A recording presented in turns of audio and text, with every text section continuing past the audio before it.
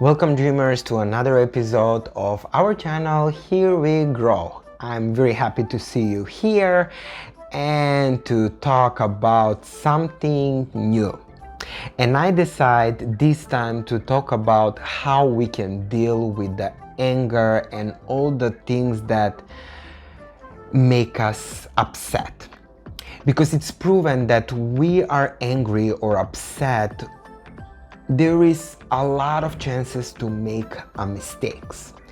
So in the previous video, I was talking about excuses, that a lot of times we are making excuses for not to do something. So also one of the reasons to make excuse is when we are angry or when we are dealing like a difficult situations. So I will mention few things that I'm doing when I'm angry or upset about something, not to reflect that to the other person.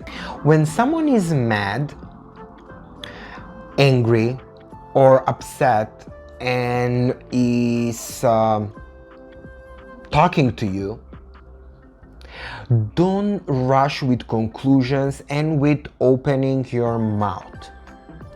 Process the information, listen to understand, not to reply. I've mentioned this so many times. Remember, and it's very easy and it will help you a lot. Listen to understand. No matter the person is yelling, screaming, or he has a calm tone of talking, whatever. Listen to understand, not to reply. Think 10 seconds before you open your mouth and words going out. If you want to argue with someone, think immediately what is the point of the argue. Are you gonna get something? No. It will be just a mess. If you can help that person, help that person. Don't argue with that person. That's not gonna lead to anywhere. I'm gonna use interesting story about Abraham Lincoln, what he did, and it's very good example about this topic. So there was a war, and the person who was in charge to attack the enemy, he didn't do that. He didn't react on time. So they lost the war. So Abraham Lincoln was so upset about that, and he started to write a letter to inform that person how mad he is, how angry he is about the whole situation, and that he lost the war and all bad things to that person. After Abraham Lincoln died, they found the letter in his cabinet. He never sent to that person.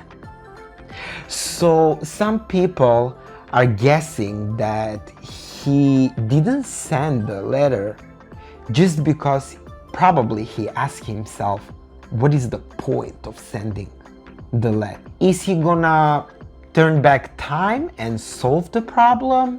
Win that battle? No, that's already gone. It's lost. But that person, he's more than aware of his mistake. His mistake, it's in his mind. So he's already mad at himself. You don't need to attack him. He knows.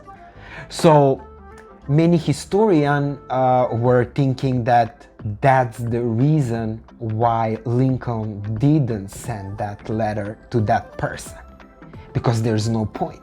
When I first read that story about Lincoln, I never forget. And I'm always thinking of that. Before I open my mouth, I'm thinking, what is the point of the argument? If I can offer you something, I will. If not, there's no point of arguing. It will make me stress, it will make me upset, and I don't want that. If you're mad or upset, That doesn't necessarily mean that I need to be mad and upset. Which leads me to another point is, one time I mentioned this, respecting yourself doesn't mean that you need to attack back the other person and start arguing, prove him wrong, that he disrespect you and that you are not gonna let him to use bad words. No. Respecting yourself is turn around and walk out of that situation.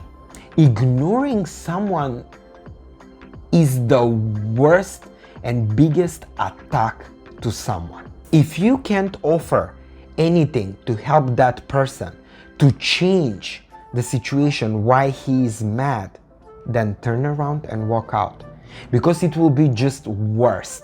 It's not gonna go to better. Respect yourself by walking out. Another thing that I'm doing when someone is talking with me mad or he wants to arguing with me, I'm not raising my tone. That's also bad. It makes the other person even more mad. So that will lead to screaming and yelling to each other. So don't do that. Just control your tone. Try to calm that person by appointing good qualities or good things about that person. So you will make that person to feel nice. And then when you will notice that that person is lowering the tone and it's kind of going soft and softer, then you can, if there is a place, you can give a constructive critique. Not critique, constructive critique. There is big difference, because if you just critique, it will escalate again. If you give constructive critique, the person, if you point a good thing and then you do constructive critique, the person will be, I see your point, and you will have conclusion on the end. Even if it's not constructive critique, always try to find solution. Like I said, I believe that in 99% of the situations that there is a solution. There's no point to just to arguing or to make another person angry or upset just because you're finding excuses not to help him. Put yourself in that situation. Do you want you to be treated like that? Do you want your spouse to be treated like that? Do you want your kids to be treated like that? Your parents? No, definitely no. If there is no solution, be sincere and apologize. Apologize about the situation. Acknowledge the mistake that you made or someone else made. And no matter how much person is angry or screaming or yelling, always smile. Always smile, be positive. Don't immediately be grumpy. Like I said, respecting yourself, that doesn't mean that you need to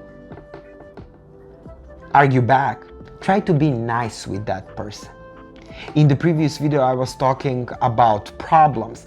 We don't know people's problem and we don't need to know their problems.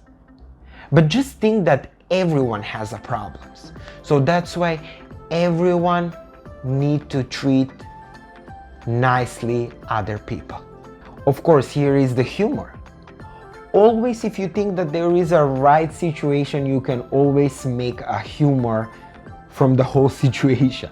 That's best medicine. Not to be upset, not to be mad, not to be angry, or to deal with that.